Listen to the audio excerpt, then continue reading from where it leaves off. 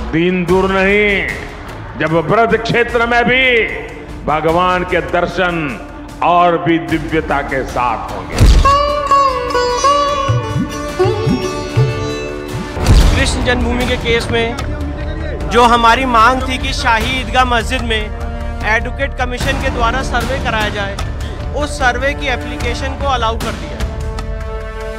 इस सर्वे से यह साबित होना संभव होगा कि यह ईदगाह एक मंदिर के ध्वंसावशेषों पर बनाई गई है। सर्वे हो तो दूध का दूध, पानी पानी सब क्लियर हो जाएगा और बहुत ही अच्छी बात है। कोर्ट का मैं स्वागत करता हूं।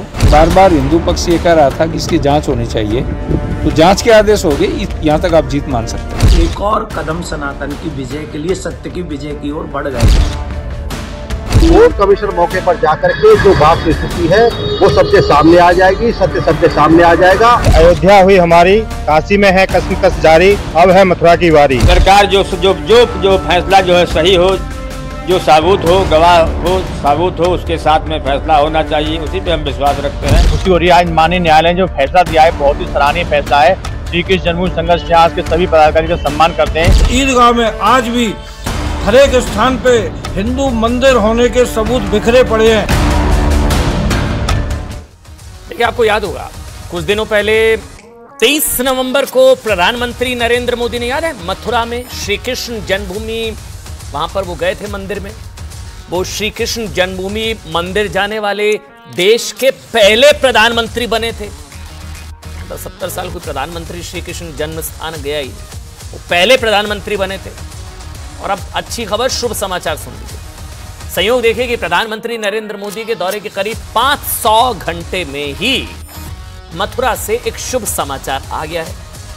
आज इलाहाबाद हाईकोर्ट ने श्री कृष्ण जन्मभूमि शाही ईदगाह मस्जिद विवाद को लेकर एक बड़ा फैसला सुनाया, जिसमें विवादित परिसर मतलब वही शाही ईदगाह मस्जिद जिसको लेकर हिंदू पक्ष का दावा है कि वही श्री कृष्ण जन्म स्थान है, अब उसका भी सर्वे होगा।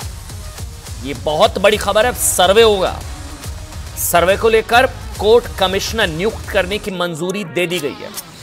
मतलब आप इस खबर को इस तरह से समझिए कि जिस तरह से काशी में बताया था ना, ज्ञानवापी परिसर का सर्वे हुआ था, उसी तरह अब मथुरा के विवादित परिसर का भी सर्वे होगा, जिसको लेकर दावा है हिंदू पक्ष का कि श्री कृष्ण जन्म स्थान वही है जहां शाही ईदगाह मस्जिद है, वही असल श्री कृष्ण जन्म स्थान है।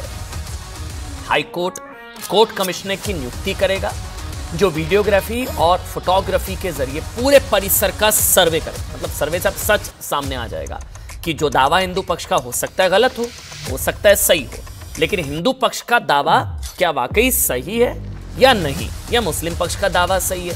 अब क्लैरिटी हो जाएगी, क्योंकि हर कोई सच जानना चाहता है। कोर्ट कमिश्नर कौन होगा, ये सर्वे कब से शुरू होगा, इस पर इलाहाबाद हाईकोर्ट 18 दिसंबर को सुनवाई करेगा, लेकिन सर्वे होगा। एक पक्ष सर्वे नहीं चाह रहा था कि सर्वे नहीं होना चाहिए, सर्वे नहीं होना चाहिए।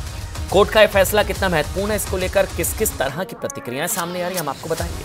लेकिन सबसे पहले आपको पीएम मोदी का वो बयान सुनाते हैं।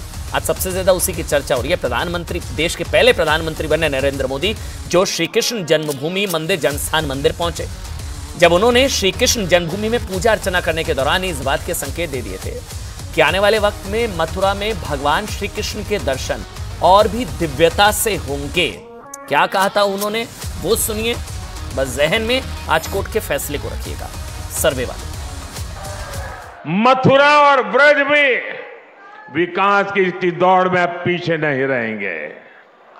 वो दिन दूर नहीं जब व्रत क्षेत्र में भी भगवान के दर्शन और भी दिव्यता के साथ होंगे।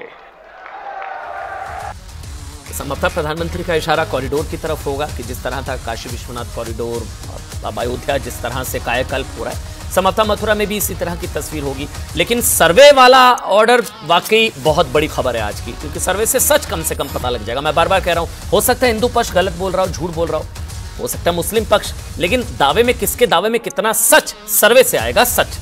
कल ही वैसे आपको एक और बड़ी खबर बता दें, कल ही आरएसएस के वरिष्ठ नेता इंद्रेश कुमार ने भी ना देश के मुस्लिम भाइयों और अन्य धर्म के लोगों से एक अपील की थी कि उन लोगों को सभी विवादित स्थलों को अपनी इच्छा से हिंदुओं को सौंप देना चाहिए। मतलब अयोध्या का तो फैसला हो गया, वहां तो भव्य राम मंदिर 22 तारीख को चली रही है तैयारी, लेकिन काशी मथुरा जिसको लेकर विवाद है, हिंदू आस्था है कि वहीं पर श्री कृष्ण जन्मस्थान, शाही ईदगाह और ज्ञानवापी, तो इंद्रेश कुमार ने कहा कि खुद ही बड़ा दिल दिखाते हुए सौंप देने चाहिए।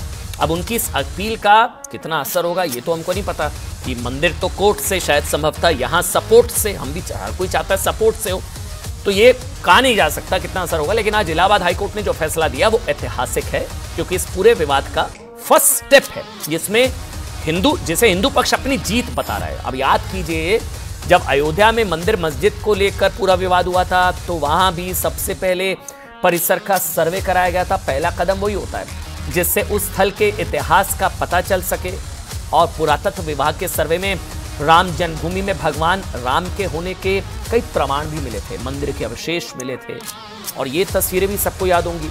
इसी तरह याद है ये सर्वे ज्ञानवापी में कोर्ट की मंजूरी के बाद यहाँ पर भी सर्वे हुआ था ज्ञानवापी, उसमें भी ऐसा दावा किया जा रहा है कि हिंदू धर्म के कई प्रतीक चिन्ह मिले हैं। जो ये आकृति मिली है, हिंदू पक्ष का दावा है कि शिवलिंग की आकृति है, दूसरा पक्ष इसको फाउंटेन बता रहा था, लेकिन सर्वे से सच कम से कम तस्वीर सामने हो रही है।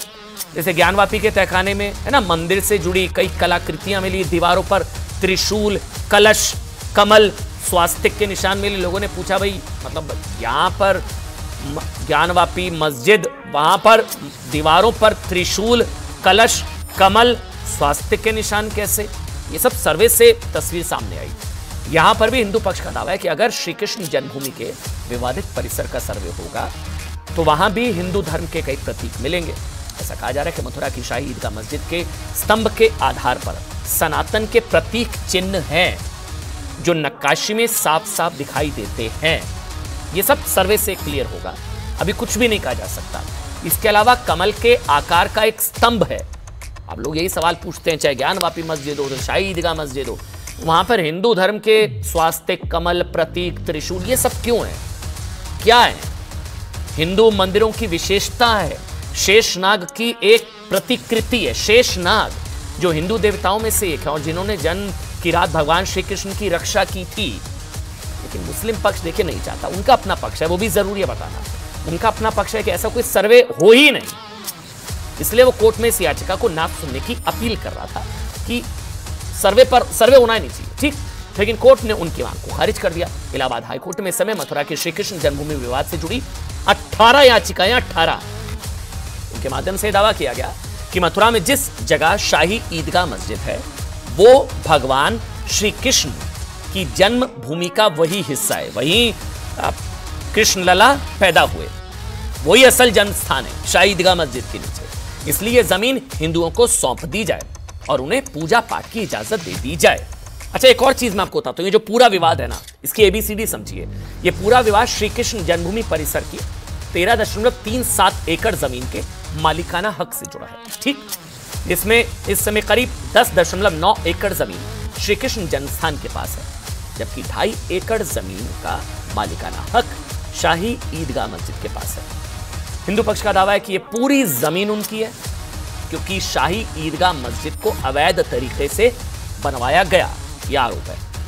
इतिहासकारों का भी मानना है कि आज से करीब 353 साल पहले, लोग कहते हैं ना कि 353 सालों का तप, कान्हा को न्याय मिलेगा। अब जो 353 साल है वो मैं बताता हूं। इतिहासकारों का कहना है कि आज से करीब 353 साल पहले, साल 1969 में औरंगजेब के आदेश पर, वो क्रूर ग्लोरीफाइड डकैत औरंगजेब, उसके आदेश पर मथुरा के ठाकुर केशवराय मंदिर को तोड़ा गया औरंगजेब, और आगरा की मस्जिद की सीढ़ियों में उनकी मूर्तियां छिपा दी गई। आपने सुना होगा ना देवकी नंदन जो बार बार आरोप लगाते हैं कि मस्जिद की सीढ़ियों में मूर्तियां हैं। मुयासिर ए आलमगिरी नाम की किताब में औरंगजेब के उस आदेश का जिक्र है, वो ऑर्डर की कॉपी भी है। अब या तो औरंगजेब ही झूठ बोल रहा था कि उसने तोड़ा है, वो ऑर्डर की कॉपी है उसकी, ये सारे सबूत दिए गए। मतलब सोचिए, औरंगजेब जैसे क्रूर अत्याचारी ग्लोरीफाइड डकैत मुगल शासक ने किस तरह हिंदू धर्म को चोट पहुंचाई, गुलामी के दौर में किस तरह सनातन के नामो निशान को मिटाने की कोशिश की गई। लेकिन इससे भी अधिक दुख की बात यह है कि देश के आजाद होने के इतने वर्षों के बाद भी तुष्टीकरण के लिए ना सैकड़ों साल पुराने इस विवाद को खत्म करने की कोशिश नहीं की गई। देखिए, हमें नहीं पता कि कौन सच्चा है कौन झूठा है, वो फैसला हम भी नहीं दे रहे हैं टीवी पर खड़े होकर, लेकिन कम से कम निपटारा हो जाए, जैसे अयोध्या का हुआ वैसे हो जाए, चाहे कोर्ट से चाहे सपोर्ट से, और किसी की भावना को ठेस ना पहुंचे, ना मुस्लिम पक्ष की ना हिंदू पक्ष की। अयोध्या, काशी, मथुरा जैसे हिंदू आस्था के सभी बड़े केंद्रों के साथ राजनीति कम से कम नहीं होनी चाहिए, ये आस्था का मसला है। और आजाद भारत के 75 साल के इतिहास में नरेंद्र मोदी ऐसे पहले प्रधानमंत्री हैं, पहले, जिन्होंने 23 नवंबर को मथुरा में श्री कृष्ण जन्मभूमि के दर्शन किए, वहां जाकर पूजा अर्चना की। इस तरह प्रधानमंत्री नरेंद्र मोदी ने नई लकीर खींची और बताया कि धर्म और संस्कृति को तुष्टीकरण के तराजू में नहीं तौला जा सकता। सुनिए। आज कोर्ट ने फैसला किया है, मैं मानता हूं कि सत्य और न्याय के पक्ष का ये फैसला है।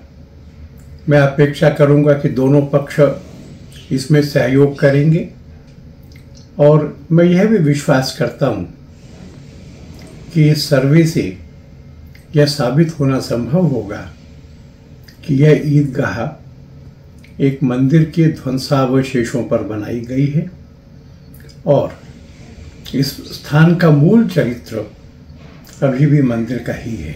हम लोकतांत्रिक व्यवस्था से, डेमोक्रेसी है, डेमोक्रेसी व्यवस्था में संविधान का राज है, संवैधानिक तरीके से हम लोग मांग कर रहे थे कि वो कोई मस्जिद नहीं है।